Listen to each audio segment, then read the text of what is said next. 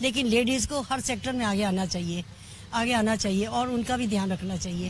हम लोग को बहुत सारे स्कीम्स बताए जाते हैं, राइट, कि आप ये स्कीम से आप अपना बिजनेस ग्रो कर सकते हैं। तो जब वो आप स्कीम को आप लेने के लिए जाते हो ना, उसको आप मैनिपुलेट करना चाहते हो, तो उसमें मतलब आपको इतने इश्यूज आते हैं कि लास्ट में आप गिव अप कर देते हो। देखिए सत्ता का संग्राम सिर्फ अमरउजाला.com पर। हम चाहते हैं कि देश का जो नेतृत्व करने वाले हैं वो ऐसा करे कि देश को संभाल सके। भ्रष्टाचार वगैरह तो खत्म करते ही हैं, सभी कोशिश करेंगे, लेकिन लेडीज़ को हर सेक्टर में आगे आना चाहिए और उनका भी ध्यान रखना चाहिए। ठीक है ना? बिल्कुल ठीक है। और हाँ, जो आप बहुत और हमें तो अभी तक तो कोई ऐसा कमी नहीं दिखती है जो जिसमें लेडीज़ पीछे हो। हर सेक्टर में लेडीज़ आगे हैं। ठीक है ना? लेडीज़ आगे हैं। बाकी लेडीज आगे हैं, पर क्या आपको लगता है वो मौके मिलते हैं उनको? हाँ, मिलते हैं ना, मौके मिलते हैं उनको। अभी देखिए हर सेक्टर में आ रही हैं, चाहे वो मिलिट्री का एयरफोर्स का हो, चाहे वो मेडिकल में भी आ जा रही है, सब जगह आ रही है वो लेडीज। और आज काफी सशक्तिकरण हो गया उनका, देखने में मिल रहा है।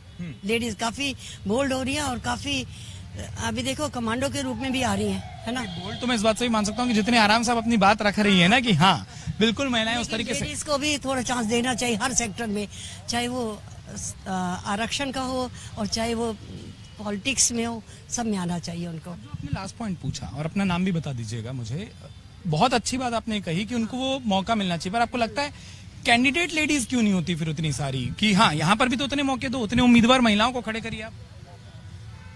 नेता जितने हैं वो आदमी हैं। ये तो होना चाहिए कैंडिडेट्स के होने चाहिए ना, महिलाओं के भी सही है। हाँ, होने चाहिए। आपका नाम? मेरा मिसेस वीएम शर्मा।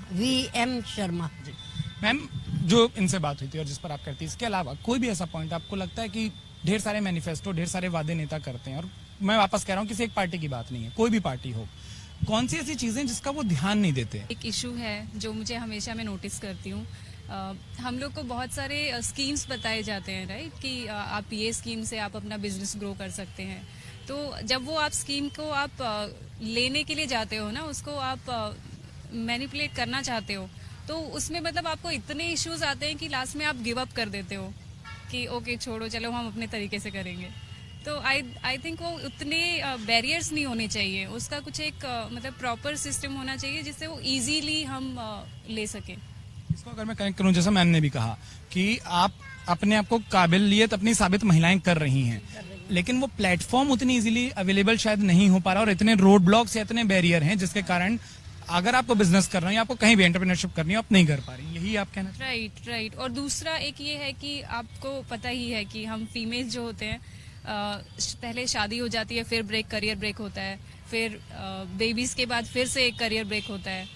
तो जो ये करियर ब्रेक होता है उसको एज ए एक्सपीरियंस कोई काउंट नहीं करता, बिकॉज वो भी एक एक्सपीरियंस है, उसमें आप इतनी सारी चीजें मैनेज करते हो, तो वो भी एक मैनेजमेंट का पार्ट है। बट उसको एज ए एक्सपीरियंस ना कन्वर्ट करके वो एज ए ब्रेक बोल देते हैं कि okay you don't have experience for this particular time.